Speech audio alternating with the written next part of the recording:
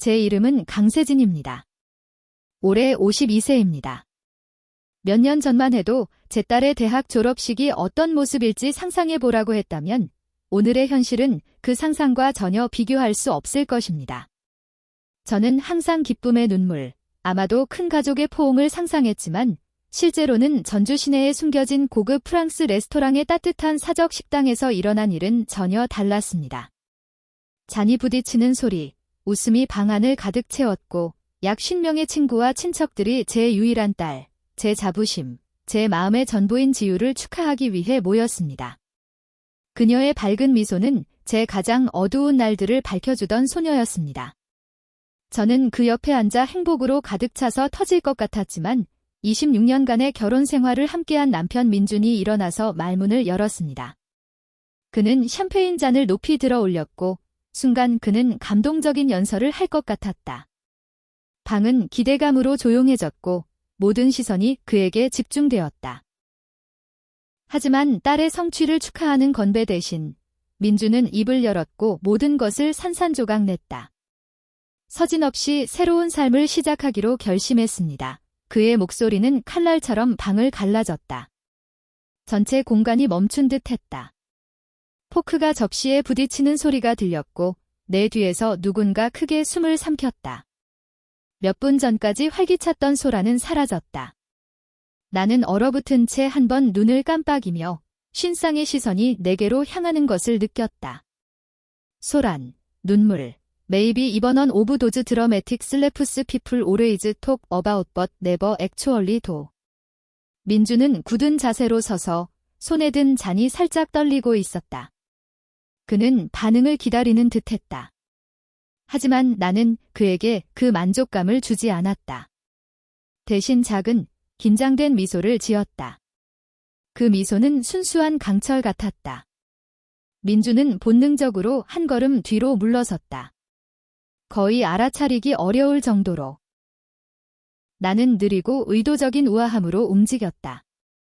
테이블에 나프킨을 깔끔하게 놓은 후 가방에서 크림색 봉투를 꺼냈다. 그 봉투를 그의 앞에 놓는 모습은 저녁 식사 계산을 슬쩍 건네는 것처럼 자연스러웠다. 이건 당신을 위해 준비한 작은 선물이에요. 나는 종소리처럼 안정적이고 맑은 목소리로 말했다. 그 목소리는 조용한 방을 쉽게 울려 퍼졌다. 지우는 나를 향해 고개를 돌렸다. 눈물 가득한 아름다운 눈동자는 혼란과 슬픔으로 가득 차 있었다. 그녀는 여전히 졸업 모자를 쓰고 있었고 우리가 함께 사랑스럽게 골라 입은 연한 파란색 드레스는 공기의 무거운 긴장감 속에서 거의 고통스럽게 어색해 보였다. 나는 몸을 기울여 그녀의 이마에 부드럽게 키스를 하고 속삭였다. 너를 정말 자랑스러워해, 사랑하는 사람아. 오늘은 너의 날이야. 아무도 뺏어가게 하지 마. 그러고는 몸을 곧게 펴고 군중을 향해 돌아섰다. 그들의 얼굴을 바라보았다. 한때 내 부엌에 모여 크리스마스 저녁을 함께 먹던 사람들, 내 음식을 웃으며 먹고 와인을 나누던 사람들. 이제 그들은 내 눈을 마주치지 못했다. 왜냐하면 그들은 모두 알고 있었기 때문이다. 단 한 명도 예외 없이 그들은 민준이 자신보다 거의 20살이나 어린 여성과 관계를 이어왔다는 것을 알고 있었다. 그 여성의 이름은 김세연, 바로 우리 집에 들를 때마다 언니 라고 지적이던 그 김세연이었다. 일부 배신은 미소로 감싸여 있기 때문에 더 깊이 상처를 남긴다. 나는 천천히 숨을 들이쉬며 마음을 다잡고 할 수 있는 가장 따뜻한 미소를 지었다. 제발, 나는 가볍게 말했다. 축하를 계속 즐겨요. 오늘은 아름다운 날이에요. 누구도 대답을 기다리지 않고 나는 돌아서서 출구 쪽으로 걸어갔다. 내 하이힐이 대리석 바닥을 날카롭게 두드리는 소리가 법정에서 망치가 내려치는 듯한 울림으로 침묵을 찢었다. 나는 뒤를 돌아보지 않았다. 그럴 필요 없었다. 그들이 모두 나를 지켜보고 있다는 걸 느낄 수 있었다. 무거운 문이 뒤에서 만족스러운 소리를 내며 닫히자 나는 마침내 숨을 내쉬었다. 밖에는 조지아의 무거운 열기가 담요처럼 나를 감쌌다. 나는 그것을 환영했다. 그 억압적인 열기는 내가 아직 살아있고 아직 서 있다는 증거였다. 내 뒤에서 레스토랑 문이 벌컥 열리며 민준의 급한 목소리가 울려 퍼졌다. 안쪽에 서 있던 자신감 넘치고 자만스러운 남자는 사라졌다. 서진. 뭘 하는 거야? 미쳤어. 나는 서두르지 않았다. 돌계단을 천천히 내려가며 입가에 차가운 미소가 피어났다. 민준이 한 번도 본 적 없는 미소였다. 수년간 나는 우아한 아내, 세련된 주인님, 충성스러운 파트너의 역할을 완벽히 연마해왔다. 그는 잊었거나 아니면 결코 진심으로 알지 못했을 것이다. 한때 자신의 야망을 위해 모든 것을 희생하기 전까지 무에서 시작해 경력을 쌓아올린 그 여자를. 나는 대답하지 않았다. 뒤를 돌아보지도 않았다. 대신 가방에 손을 꽉 쥐었다. 안쪽에 안전하게 넣어둔 두 번째 봉투의 차가운 무게를 느끼며 기혼 서류와 지난 몇 달간 신중히 수집한 모든 증거 조각들이 들어 있었다. 외도가 나를 무너뜨린 건 아니었다. 내 지능에 대한 모욕이었다. 그 순간을 여전히 생생히 기억한다. 눈부신 1월 저녁, 부엌 테이블에서 연말 청구서를 살펴보던 때였다. 민주는 또다시 힐튼 헤드에서 고객을 만나러 간다고 주장했다. 별 생각 없이 넘겼지만 애틀랜타의 보석점에서 이상한 결제 내역을 발견했을 때 모든 것이 무너졌다. 저는 미간을 찌푸렸습니다. 보석. 민주는 보석을 착용하는 것을 싫어했습니다. 그리고 분명히 저에게 선물로 준 것도 아니었습니다. 차가운 의심이 가슴속을 기어다니기 시작했습니다. 조사를 시작했습니다. 곧 더 많은 이상한 청구서가 나타났습니다. 고급 저녁 식사, 럭셔리 호텔 숙박, 그가 한 번도 언급한 적 없는 도시로의 비행기 티켓. 그럼에도 불구하고 그를 대면하지 않았습니다. 화를 내거나 비난하지 않았습니다. 훨씬 더 위험한 일을 했습니다. 침묵을 지키고 기록을 남겼습니다. 날짜, 금액, 장소. 대신에 조용한 장부였습니다. 약 일주일 후 소파에 무심코 버려진 그의 아이패드를 발견했습니다. 화면은 여전히 켜져 있었고 메시지 창이 열려 있었습니다. 상단에는 김세연의 이름이 빛나고 있었고 그 아래에는 역겨울 정도로 달콤한 약속들이 흘러내리고 있었습니다. 해변에 있는 새집, 새로운 시작, 함께 보내는 끝없는 밤들. 아이패드를 닫으며 손이 떨렸습니다. 하지만 제 마음은 맑고 차가웠습니다. 그날 밤, 문으로 들어오는 민준에게 미소를 지으며 그의 좋아하는 와인을 따르고 분노를 그가 볼 수 없는 곳에 숨겼다. 다음 아침, 몇 년 전 금융 세미나에서 만난 이혼 변호사 박혜진에게 전화를 걸었다. 박혜진은 내가 필요로 했던 모든 것을 갖추고 있었다. 똑똑하고 날카로우며 완전히 비밀을 지키는 사람. 그녀의 햇살이 쏟아지는 사무실에 앉아 모든 것을 털어놓았다. 재정 상황, 메시지, 모든 것이 변했다는 깊은 확신. 그녀는 많은 말을 듣지 않아도 빠르게 고개를 끄덕였다. 혜진이 가장 먼저 말한 것은 혼전 계약서를 꺼내라는 것이었다. 그 계약서는 여전히 집의 금고에 보관되어 있었다. 민준이 한때 강하게 요구했던 문서였다. 그때는 내가 더 보호해야 할 것이 많았을 때였다. 그 전혼 계약서에 서명했던 날, 입안에 퍼진 쓴맛을 여전히 생생히 기억했다. 내 가장 야심찬 상상 속에서도 20년이 넘게 지나서 그 같은 종이가 내 방패가 될 줄은 꿈에도 몰랐다. 제14조. 배우자 중 한 명이 불륜을 저지른 경우 충실한 배우자가 결혼 재산의 대부분 집, 퇴직금, 모든 투자금들 가져가게 된다. 그 말을 다시 읽는 순간부터 모든 것이 바뀌었다. 민준이 이른바 고객회의에 사라진 밤마다 나는 부엌 테이블에 앉아 청구서를 검토하고 은행 거래 내역을 확인하며 이메일을 보관하고 모든 증거를 내가 유일하게 접근할 수 있는 개인용 하드 드라이브에 백업했다. 심지어 제 형의 어린 시절 친구로 현재 사설 탐정으로 일하는 제이슨을 불러들였습니다. 제이슨의 도움으로 증거를 확보하는 데는 오래 걸리지 않았습니다. 민준과 김세연이 해변 리조트에서 손을 잡고 산책하는 사진, 가짜 이름으로 체크인하는 모습은 마치 비급 영화 시나리오 같았습니다. 저는 장기전을 펼쳤습니다. 인내심 있고 체계적이며 신중하게. 모든 움직임은 체스판 위에서 조용히 움직이는 체스 말처럼 전략적이었습니다. 그저 떠나기만 하는 것은 충분하지 않았습니다. 민준이 저에게 무심코 쏟아부은 무력감, 파괴감, 완전한 배신의 감정을 느끼게 하고 싶었습니다. 3달 동안 나는 철벽 같은 증거를 모았다. 그 사이 민준은 충실한 남편과 아버지의 역할을 계속했다. 지우와 저녁을 먹고 은퇴 계획에 대해 꿈꾸는 말들을 했다. 그가 매번 거짓말을 하고 매번 분산된 시선을 보내는 것이 내 결심을 더욱 굳건히 한다는 사실을 모르고 있었다. 혜진은 지우의 졸업식 이후까지 기다리라고 조언했다. 한편으로는 딸의 순간을 더럽히고 싶지 않았다. 다른 한편으로는 우리 둘 다 민준의 자존심이 공개적인 행사에서 행동하게 만들 것이라는 걸 알고 있었다. 그에게 이미지는 모든 것이었고 본질은 아무것도 아니었기 때문이다. 오늘 아침 나는 하이진이 정교하게 작성한 서류가 들어있는 크림색 봉투를 가방에 슬쩍 넣었다. 이혼 청구서, 불륜 증거 사진, 혼전 계약서에 따른 재산 분할 세부 사항. 나는 준비를 완벽히 했다. 내가 필요로 했던 것은 민준이 나에게 핑계를 주는 것뿐이었고 예상대로 그는 그렇게 했다. 민준의 발걸음 소리가 뒤에서 울려 퍼졌고 그의 절박한 목소리가 내 이름을 부르며 내 모든 걸음걸이를 더욱 단단히 만들었다. 매 걸음마다 수십 년간의 맹목적인 충성을 뒤로 남기며 배신과 공허한 약속에 얽매이지 않은 미래로 향했다. 그의 신발 소리가 보도블록을 두드리는 소리가 들렸고 습한 공기에 그의 목소리가 갈라졌다. 서진. 이러지 마.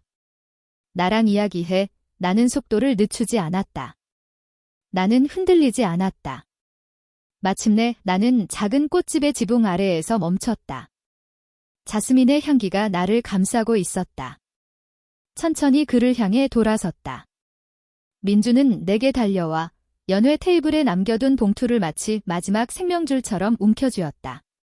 그의 얼굴은 분노와 두려움으로 붉게 달아올라 있었다. 이게 뭐야? 그는 봉투를 무기처럼 휘두르며 소리쳤다. 나는 그의 시선을 피하지 않고 흔들림 없이 바라보았다. 그동안 내가 노력해온 것을 주는 거야. 나는 차분히 말했다. 민주는 급히 봉투를 찢어 열고 안에 정갈하게 정리된 문서 뭉치를 끌어냈다. 그의 얼굴에서 혈색이 사라지며 첫 페이지를 스캔하는 그의 손이 떨렸다. 불륜의 증거. 그 말은 그의 얼굴에 매서운 타격처럼 내려쳤다. 그의 목소리가 갈라지며 속삭였다.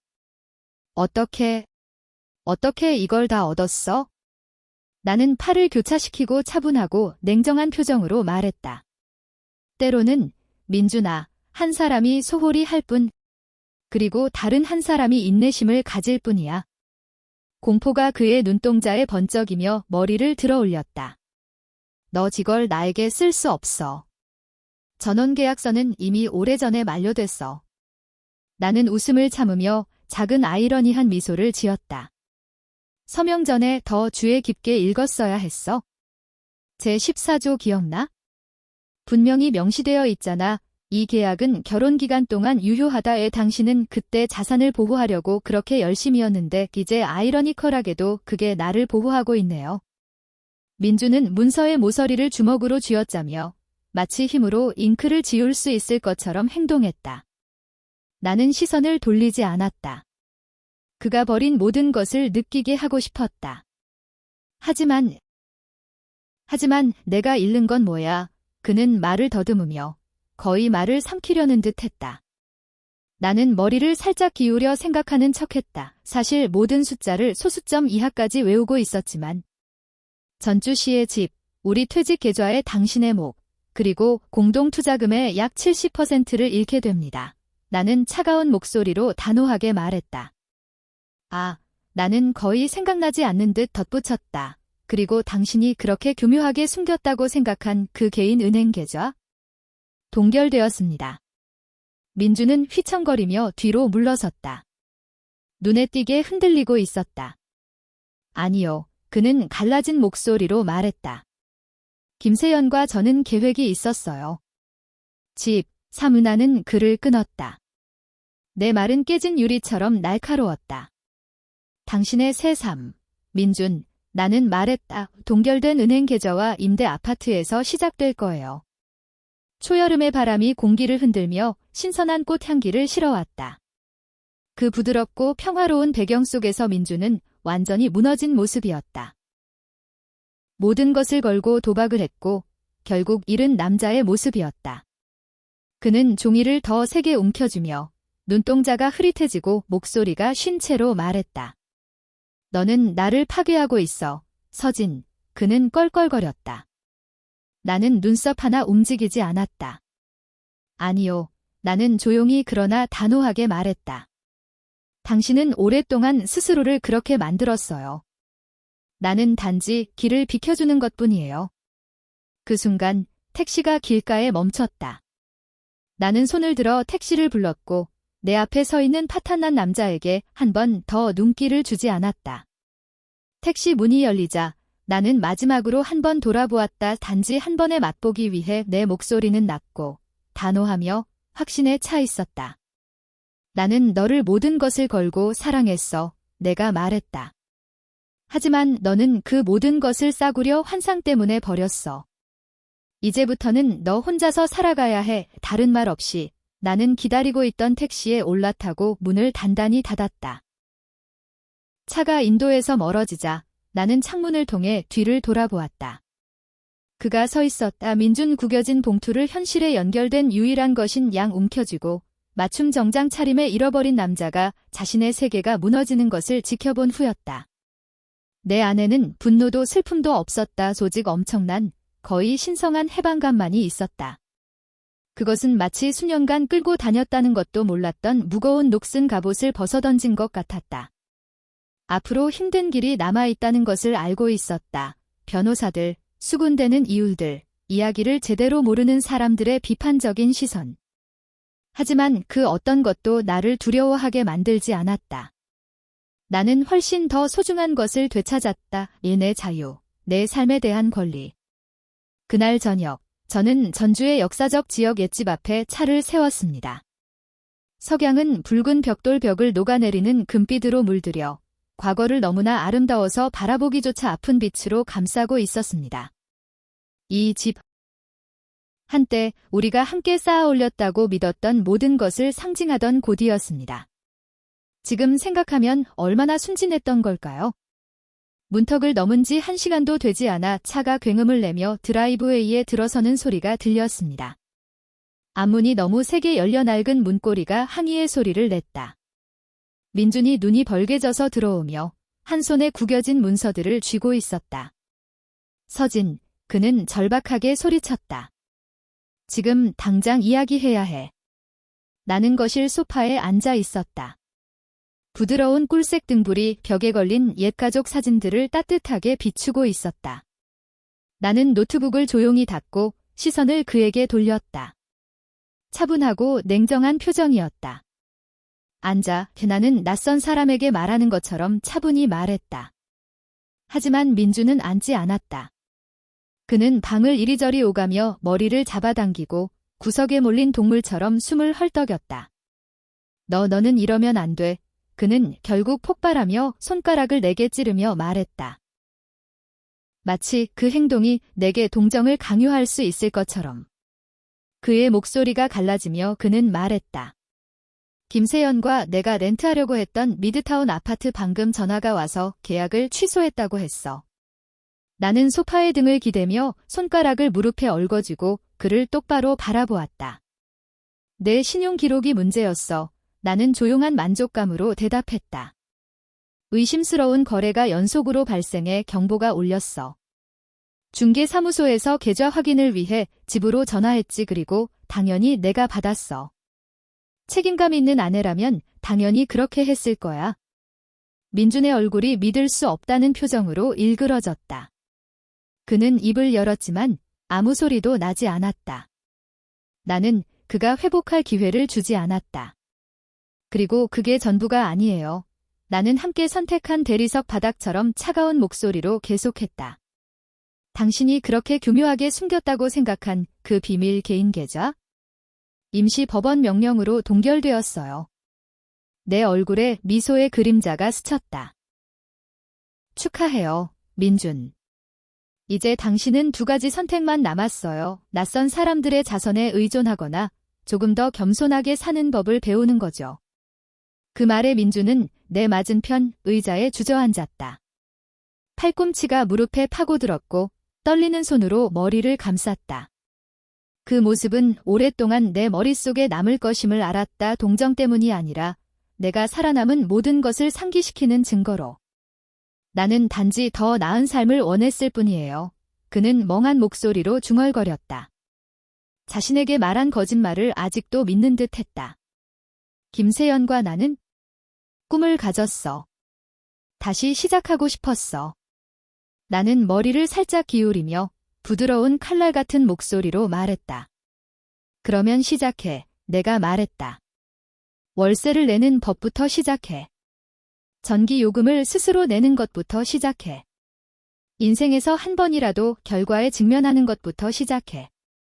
민주는 얼굴이 붉고 붉게 달아오르며 고개를 들었다. 당신은 내 인생을 망치고 있어.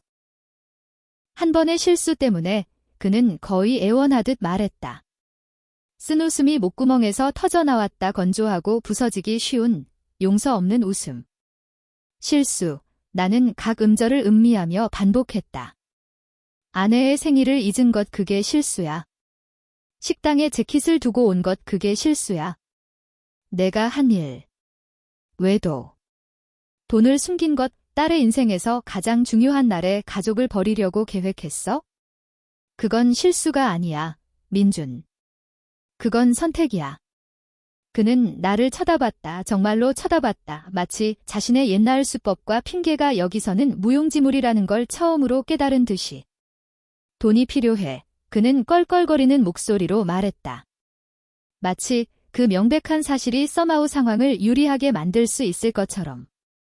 나는 팔을 교차시키고 부드러운 쿠션에 몸을 기대며 평온의 화신처럼 보였다. 너는 돈이 있었어. 김세연이 있었어. 계획도 있었어. 나는 차갑게 말했다. 하지만 너는 내가 없어. 그리고 너는 지우도 없어. 지우의 이름이 그의 가슴을 강하게 치는 듯 했다. 그의 몸이 뒤로 물러났고 숨이 막혔다. 그녀는 알고 있나요? 그는 떨리는 목소리로 물었다. 아직은 아니야. 나는 차갑게 말했다. 하지만 알게 될 거야. 그리고 그때는 내가 그녀의 졸업식이 악몽으로 변한 이유를 설명해야 할 거야. 민주는 움직이지 않고 앉아 있었다. 그의 배신감이 드디어 그의 어깨에 무겁게 내려앉은 듯 했다. 나는 일어나 커피 테이블에서 열쇠를 집어들고 문 쪽으로 걸어갔다. 2날 동안 짐을 챙겨라. 나는 흔들림 없는 목소리로 말했다. 그 후에는 잠금 장치가 바뀔 거다. 다른 곳에서 내 새로운 삶을 시작해라. 다른 눈길도 주지 않고 문을 닫고 나갔다. 민주는 갑자기 텅 빈 차가운 집안에 혼자 남겨졌다. 그와 똑같이 나는 곧바로 은주의 집으로 차를 몰았다. 민준의 여동생. 나에게 등을 돌리지 않은 유일한 가족이었다. 그녀의 작은 집은 낡은 파란 지붕과 넓은 환영의 현관을 갖추고 전주시내 외곽의 고목 참나무 아래에 자리 잡고 있었다. 주차장에 차를 세우자 은주가 이미 현관에 서서 팔을 교차시키고 걱정스러운 표정으로 기다리고 있었다. 괜찮아요. 그녀가 차에서 내리자마자 물었다. 생각보다 나아요. 나는 입꼬리가 살짝 올라간 이상한 미소를 지으며 말했다. 은주는 망설임 없이 나를 힘차게 안아주며 아무 질문도 하지 않았고 판단도 내리지 않았다. 그 단순한 순간 나는 숨을 돌릴 수 있는 딱 맞는 곳을 찾았다는 것을 알았다. 그날 밤 늦게 지우는 친구들과 축하를 마치고 약속대로 내게 합류했다. 나는 그녀에게 모든 것이 잘 될 거라고 단지 나를 믿기만 하면 된다고 안심시켰다. 우리는 은주의 아늑한 거실에서 민트차를 마시며 조용한 시간을 보내고 있었는데 갑자기 문이 울리며 평온을 깨뜨렸다. 은주는 문 쪽으로 머리를 돌리며 입을 단단히 다물었다. 그녀는 차를 내려놓으며 부드러운 소리를 내고 문을 열기 위해 움직였다. 무거운 발걸음이 나무 바닥에 울렸다. 그리고 그들은 거기에 있었다. 민준과 세연, 김 서로 반대 방향에서 몰아치는 두 개의 폭풍이었다. 민준은 텅 빈 눈동자로 부서진 모습이었다. 김세연. 그녀는 아직 자신의 배가 빠르게 침몰하고 있다는 사실을 깨닫지 못한 자의 오만함을 여전히 지니고 있었다. 김세연은 문 근처에 어색하게 서 있었다. 정성스럽게 말아올린 금발이 어깨 위로 완벽하게 흘러내렸고 비싼 드레스가 긴장한 몸에 너무도 타이트하게 달라붙어 있었다. 그녀는 감히 시선을 들어올리지 못했다. 나는 앉은 채로 차분하고 침착하게 기다렸다. 서진, 민준이 강제로 억누른 목소리로 말했다. 우리는 이야기해야 해. 이미 말해야 할 모든 것을 말했어. 내가 차갑게 대답했다. 내 목소리는 그가 넘어갈 수 없는 벽이었다. 김세연은 그의 옆에서 불편하게 움직이며 불안하게 방 안을 둘러보았다. 그녀가 이 상황을 준비하지 않았다는 것이 분명했다. 이렇게 완전히 환영받지 못할 줄은 예상하지 못했기 때문이다. 민주는 절박하게 은주에게 도움을 요청하는 시선을 보냈지만 은주는 가슴에 팔을 교차시키고 거실 입구에 서서 굳게 서 있었다.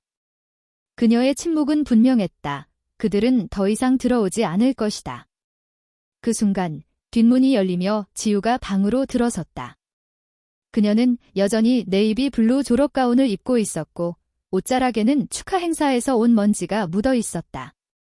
그녀의 하이힐이 나무 바닥에 한 번 클릭 소리를 내고 나서 그녀는 움직이지 않고 앞의 상황을 바라보았다. 그녀의 눈 항상 그렇게 밝았던 지제는 분노로 타오르고 있었다. 여기서 뭐 하는 거야, 아빠? 지우가 날카롭고 강한 목소리로 디맨디드. 민주는 주저하며 한 걸음 앞으로 나아갔고 손을 내밀며 마치 그걸로 충격을 완화할 수 있을 것처럼 보였다. 지우야, 설명하려고 했어. 무슨 설명? 그녀는 주저하지 않고 그를 끊었다. 왜 내 졸업식을 방해했는지 설명해? 왜 엄마를 배신하고 손에 넣을 수 있는 모든 걸 훔치려 했는지 설명해?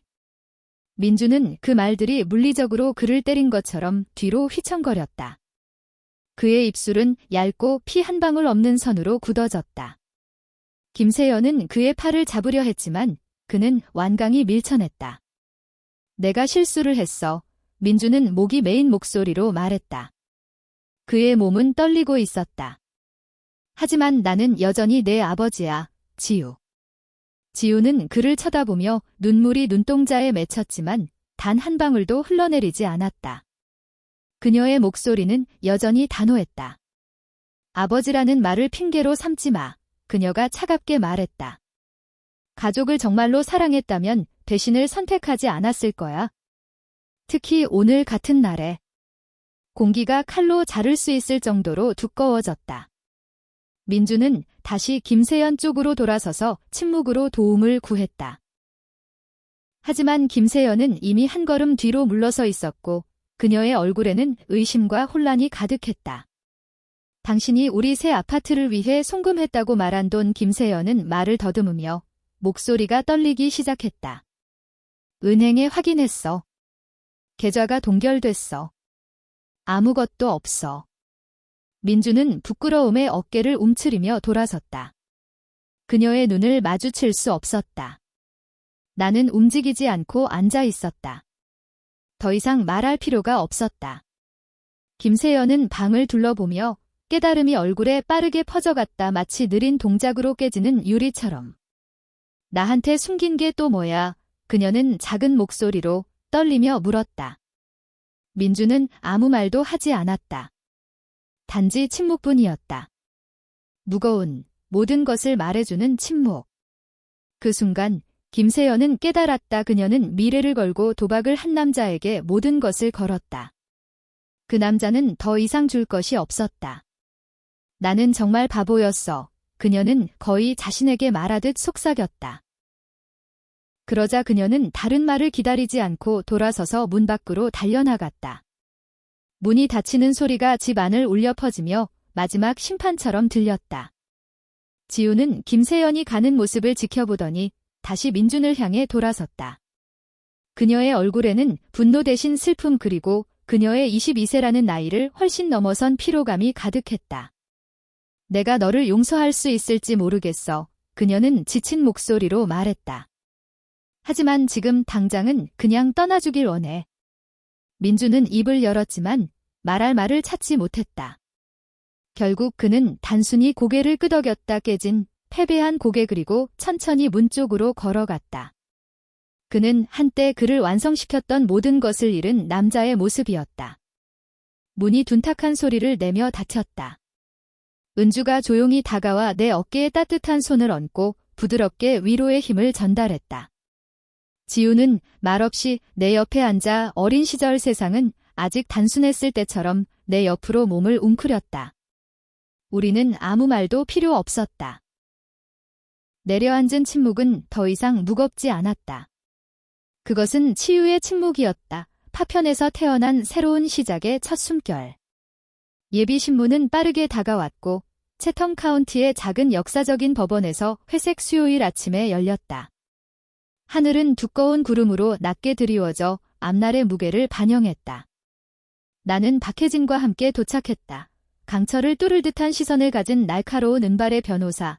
박혜진은 단 한 번도 먼저 눈을 깜빡이지 않았다. 단 한 번도. 민준도 나타났고 그 뒤를 따라 처음 보는 젊은 변호사가 긴장한 표정으로 따라왔다. 그는 법학원을 졸업한 지 몇 년밖에 안 된 듯했고 거대한 문서 뭉치를 어색하게 만지작거리며 마치 그 문서들이 그를 익사로부터 구해줄 것처럼 행동했다. 박혜진은 나를 향해 짧은 시선을 던지며 입술을 살짝 비틀어 자신감 넘치는 미소를 지었다. 진정해. 그녀가 속삭였다. 그는 진짜 위협이 아니야. 우리는 원고 측 테이블에 앉았다. 방 건너편에 앉은 민주는 낡은 시계의 다른 끈을 만지작거리며 구부정하게 앉아 있었다. 26년 전 내 삶에 당당하게 들어온 그 남자의 모습과는 전혀 닮지 않았다. 판사가 들어왔다. 무표정한 얼굴의 나이든 여성으로 어리석은 말에 참을성이 없는 듯 했다. 그리고 개회사 시작을 선언했다. 혜진은 차가운 효율성으로 모든 것을 설명했다. 혼전계약서는 여전히 완전히 유효합니다. 민주는 충실 의무 조항을 명백히 위반했습니다. 결혼 재산의 공정한 분배를 보장하기 위해 결혼 재산의 동결이 필요합니다. 민준의 젊은 변호사가 일어나 긴장된 목소리로 말을 시작했다. 판사님, 그는 떨리는 목소리로 말했다. 우리는 혼전계약서가 특정 갱신 조항이 없기 때문에 시간이 지나면서 효력을 상실했다고 주장합니다. 판사는 인상을 찌푸리며 두꺼운 파일을 빠르게 넘겼다. 제17조, 그녀는 단호하게 말했다. 이 계약은 결혼 기간 및 이혼 절차 동안 유효함을 명시하고 있습니다. 만료 조항은 존재하지 않습니다. 그녀는 파일을 강하게 닫으며 작은 법정 전체에 울리는 소리를 냈다. 법원은 혼전계약이 유효함을 인정합니다. 그녀는 단호하게 선언했다. 원고는 심각한 불륜의 증거를 충분히 제시했습니다. 결혼 재산은 최종 판결까지 동결됩니다. 나는 방 건너편을 슬쩍 쳐다봤다. 민주는 의자에 주저앉아 지쳐서 창백해져 있었고 마지막 희망의 숨결이 완전히 뺏긴 듯 했다. 판사는 말을 이어갔다. 거주지에 관해서는 그녀가 계속했다. 원고인 강서진 씨는 최종 판결까지 결혼주택의 단독 사용 및 관리권을 유지합니다. 피고는 개인 자금에 한해 접근할 수 있으며 이는 기본 생활비에 엄격히 제한됩니다. 민준의 변호사가 이의를 제기하려 입을 열었지만 판사가 경고의 손짓으로 그를 침묵시켰다. 판사의 목소리가 법정 내 긴장감을 단번에 가른 듯했다. 저는 금융거래 기록, 개인 소비 내역, 금융부정행위 증거를 세심하게 검토했습니다. 그녀는 단호하게 말했다. 이 판결은 원고가 추가 손실을 입지 않도록 보호하기 위해 필요합니다. 원고 측 테이블에서 혜진은 미묘한 미소를 지었다. 민준의 절박한 모든 움직임을 예상했다는 것을 알려주는 미소였다. 그녀는 단순히 이 결과를 준비한 것이 아니라 거의 모든 것을 기획한 것이었다. 임시 판결을 선고한 후 판사는 망치를 두드려 재판을 종료했다. 정식 재판 날짜는 60일 이내로 정해졌다. 나는 일어나서 서류를 정갈하게 정리해 가죽 폴더에 넣었다. 자신의 힘을 의심하지 않는 사람의 정밀함으로. 통로 건너편에서 민주는 의자에 얼어붙은 채 앞에 공허한 공기를 멍하니 쳐다보고 있었다. 법정을 나가는 길에 그의 발걸음 소리가 뒤에서 주저하며 울려 퍼졌다. 서진, 제발. 그는 마침내 갈라진 목소리로 말했다. 우린 한때 서로 사랑했잖아. 나는 돌아서서 그의 시선을 마주쳤다. 한때 나에게 세상을 약속했던 그 익숙한 눈동자. 이제 그 눈동자에는 후회뿐이었다. 나는 너를 사랑했어, 민준. 나는 조용히 말했다. 내 목소리는 차분하고 분노 없이 평온했다. 하지만 나도 나를 사랑해. 그리고 그 사랑은 배신을 용서할 수 없게 해. 민주는 나를 쳐다보며 입을 열었다 닫았다. 말할 수 없는 말을 찾기 위해? 결국 그는 머리를 숙이고 자신의 실수의 무게에 눌려 온몸이 무너져 내렸다. 나는 망설임 없이 돌아서서 복도를 걸어갔다. 발 뒤꿈치가 바닥을 두드리는 소리가 점점 가벼워졌다. 밖에는 부드러운 비가 내리기 시작했고 전주의 카벨스톤 거리에는 안개처럼 내려앉았다. 마치 하늘이 내가 더 이상 속하지 않는 삶의 흔적을 씻어내려는 듯했다. 우리의 이혼 소식이 옛 친구들 사이에서 번개처럼 퍼져나갔다. 처음에는 칵테일 파티에서 속삭이는 소문, 자선 행사에서 속삭이는 추측이었습니다. 하지만 몇 주 만에 그 속삭임은 부정할 수 없는 진실로 굳어졌습니다. 강민준 전주시 사회계의 황금아들이었던 그는 과거의 모습과 달리 텅 빈 껍데기가 되어버렸습니다. 곧 김세연이 그를 떠났다는 소식을 들었습니다. 그녀는 민준이 겨우 마련한 좁은 임시 아파트에서 짐을 싸서 이사 갔습니다. 공통의 친구가 어느 날 밤바에서 김세연을 봤다고 말했습니다. 그녀는 술잔에 대고 쓴웃음을 지으며 중얼거렸습니다. 나는 가난한 남자를 사랑하겠다고 약속한 적이 없어. 민준의 자신의 회사를 설립하려는 꿈은 현실의 무게에 짓눌려 빠르게 무너져갔습니다. 재정적 감각이 없었고 그를 지지해줄 사람도 없었기 때문에 나쁜 투자로 남은 저축마저 사라져갔습니다. 3달 만에 그의 사무실에는 김대중이라는 큰 간판이 걸렸고 그가 자랑하던 웹사이트는 차가운 휴지보수 중 페이지로 대체되었습니다. 과거의 갈라 디너에서 샴페인 잔을 들어 그를 축하하던 친구들은 안개처럼 사라졌습니다. 골프 모임도 자선 갈라도 더 이상 없었습니다. 오직 변덕스러운 친구들이 남긴 침묵만이 남아 있었습니다. 몇몇 지인들은 아마도 새로운 소문을 엿보려고 조심스럽게 연락을 시도했지만 저는 그들의 초대를 정중히 거절했습니다. 그때도 필요 없었고 지금도 필요 없었습니다. 민준이 자신이 만든 폐허 속에서 허우적대는 동안 저는 조용히 삶을 재건하기 시작했습니다. 한 걸음씩. 작게 시작했습니다.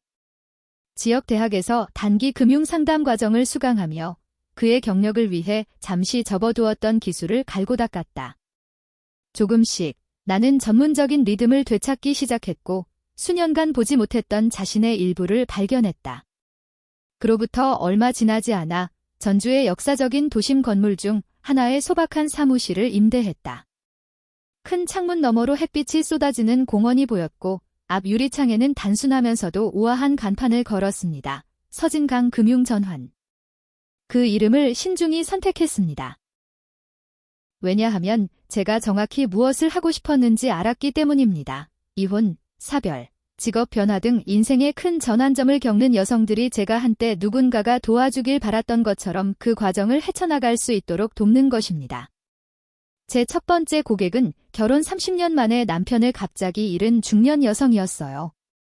그녀는 제 맞은편에 앉아 젖은 티슈를 움켜쥐고 떨리는 손으로 말했어요.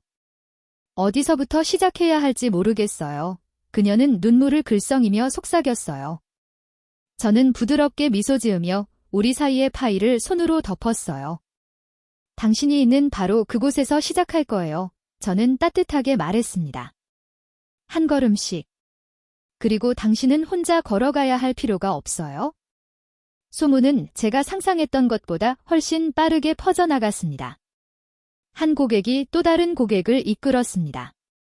이혼 변호사, 치료사, 심지어 과거의 소문으로만 알고 있던 사람들도 고객을 소개해주기 시작했습니다. 6개월 만에 저는 보조원을 고용했습니다. 그 다음에는 사업 파트너를 영입했습니다.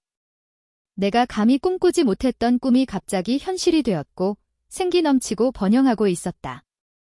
어느 오후 사무실에서 서류 정리를 하던 중 오래된 사진을 발견했다. 나, 민준, 그리고 작은 지우가 우리 집 앞에서 첫 여름을 보내며 환하게 웃고 있는 모습이었다.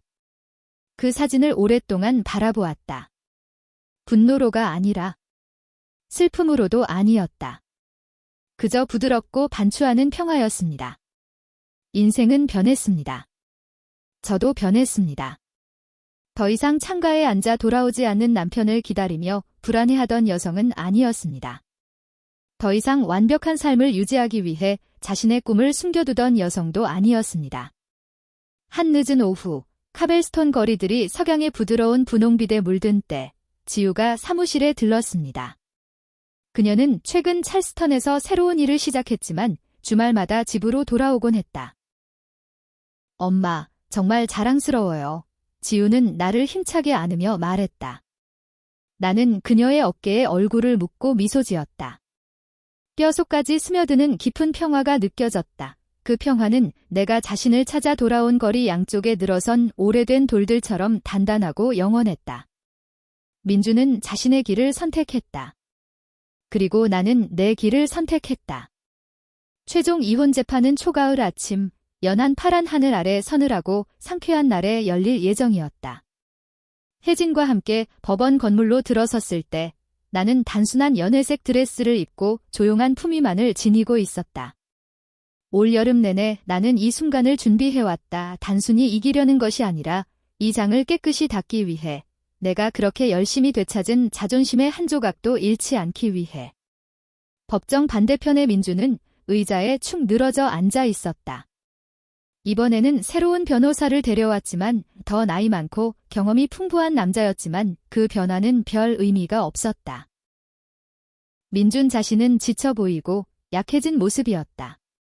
그의 한때 완벽했던 정장은 이제 마른 몸에 느슨하게 걸려 있었고 눈동자는 텅 빈 듯 했다. 재판장 예비 심리를 주재했던 단호한 여성이 법정에 들어섰다. 그녀의 시선은 여전히 날카로웠다. 강서진 부인 대 찰스 강씨 사건입니다. 그녀가 선언하며 목소리가 법정을 가득 채웠다. 재판장의 목소리가 날카롭고 흔들림 없이 울려 퍼졌다. 제출된 증거가 압도적이며 혼전계약 위반, 자산은닉, 공동자금의 부적절한 사용 등을 포함해 법원은 원고의 손을 들어줍니다. 혜진은 조용한 자신감으로 서서 우리가 수집한 모든 증거를 차례로 제시했다. 세부적인 거래 기록, 메시지 복사본, 사진. 모든 것이 완벽하게 정리되어 있었고 각 증거는 정확히 제자리에 맞아떨어져 의심의 여지나 논쟁의 여지가 없었다. 방 건너편에서 민준의 변호사는 감정에 호소하려는 시도 외에는 할 수 없었다. 공통된 역사와 가족에 대한 감정적 기여라는 모호한 발언을 던지며 어두워지는 하늘에 약한 불꽃을 쏘아대는 듯했다. 내 차례가 오자 나는 단호하게 일어나 말했다. 20년 이상 동안 나는 침묵의 방에 울려 퍼지는 목소리로 말했다. 나는 이 가족을 위해 모든 것을 투자했습니다. 내 힘, 내 시간, 그리고 내 신뢰를. 나는 단순히 아내나 어머니가 아니었습니다. 나는 우리 집을 운영하고 재정을 관리하며 남편이 실패했을 때 모든 것을 지탱한 사람이었습니다. 오늘 나는 복수를 요구하는 것이 아닙니다. 저는 단순히 제가 쌓아온 것을 되찾는 것뿐입니다. 그리고 제가 당연히 받아야 할 것을요. 그 후 방은 너무 조용해져서 바늘 떨어지는 소리까지 들릴 정도였다. 평소에는 방어하거나 회피하는데 빠르던 민준조차 말문이 막혔다. 그는 바닥을 내려다보며 옆구리에 쥔 주먹을 쥐었다 풀었다 반복하며 무언가를 깨지지 않도록 억누르려는 듯했다. 드디어 긴장감 넘치는 3시간이 지나자 판사가 최종 판결을 내렸습니다. 혼전계약 위반의 명확한 증거를 고려할 때 그녀는 단호하게 선언했습니다. 강서진 씨는 전주시에 위치한 결혼주택의 완전한 소유권을 부여받습니다. 그녀는 개인 퇴직 계좌를 유지하며 투자 및 저축을 포함한 공동자산의 70%를 지급받습니다. 찰스 강 씨는 개인 소지품과 지정된 개인 계좌에 남아있는 잔여 금액만을 보유하게 됩니다. 그 말들이 내게 휩쓸려 들어오자 나는 깊게 숨을 들이켰다. 축하하기 위해서가 아니라 오랫동안 지고 있던 무게가 드디어 가벼워지기 시작했기 때문이었다. 민주는 움직이지 않고 앉아 있었고 돌로 조각된 사람처럼 보였다. 그를 마지막으로 한 번 더 바라보았지만 증오나 복수의 기쁨은 없었다. 다만 조용하고 지친 후회만이 남아 있었다. 그가 다른 선택을 했다면 될 수 있었을 남자에게 대한 후회였다. 법원 밖으로 걸어 나가자 부드러운 가을 햇살이 따뜻한 용서의 포옹처럼 나를 감싸 안았다. 혜진은 내 등에 가볍게 손을 얹었다. 축하해요, 서진. 그녀는 순간적이지만 진심 어린 미소를 지으며 말했다. 당신은 단순히 자산을 되찾은 게 아니에요. 당신의 미래를 되찾은 거죠? 나는 고개를 끄덕이며 그녀의 말의 진실을 가슴에 새겼다. 인생은 항상 공평하지 않았다. 하지만 자신의 가치를 위해 싸우고 물러서지 않는다면 결국 정의가 찾아오는 날이 온다. 그날 나는 즉시 집으로 운전하지 않았다. 대신 나는 오랫동안 불확실한 달 동안 마음을 쏟아부은 도심의 작은 사무실로 직행했다. 안에는 모든 것이 정돈되어 있었다. 책상은 깨끗했고 서류는 정리되어 있었으며 오후 햇살에 반짝이는 유리판에 서진강 금융전환이라는 글자가 빛나고 있었다. 조용하지만 자랑스러운 상기, 나는 복수, 재탄생으로 일어섰다. 저는 자신의 두 손으로 진짜를 만들어냈습니다. 민주는 이혼으로 거의 모든 것을 잃었습니다. 하지만 가장 큰 상실은 은행 계좌나 재산 증서로 측정될 수 없었습니다. 그것은 신뢰의 상실이었습니다. 존중의 상실이었습니다. 가족의 상실 그리고 무엇보다도 한때 그를 숭배했던 딸의 상실이었습니다. 저는 단순히 삶을 되찾은 것이 아니었습니다. 나는 자신을 다시 발견했다. 더 강해지고 더 자유로워졌으며 더 이상 다른 사람의 그림자에 의해 정의되지 않는 존재로. 창가에 서서 가을 잎들이 바람에 춤추듯 휘날리는 모습을 바라보며 뼛속까지 느껴졌다. 옛날의 한 장이 마침내 진정으로 닫혔다. 최종 재판 후 약 한 달 후 어느 오후 늦게 책상 앞에 앉아 서류 작업을 마무리하던 중 전화가 울렸다. 발신자 표시가 나를 멈추게 했다. 민준. 몇 번 더 울리도록 두었다가 그 순간을 저울질하다 결국 전화를 받았다. 여보세요? 정적의 소리가 들리더니 민준의 목소리 거칠고 깨진 이 선을 통해 흘러나왔다. 아마도 내가 내 목소리를 듣고 싶지 않을 거라는 걸 알아. 그는 잃은 모든 것의 무게가 느껴지는 목소리로 말했다. 하지만 제발 한 번만 들어줘. 의자에 등을 기대며 이상하게도 이 대화가 다른 사람에게 일어나고 있는 것처럼 느껴졌다. 말해. 나는 단호하게 말했다. 긴 침묵이 흘렀다. 그가 말로 표현하기 어려운 말을 모으려고 노력하는 듯 했다. 내가 모든 걸 망쳤어. 그가 마침내 말했다. 그의 목소리.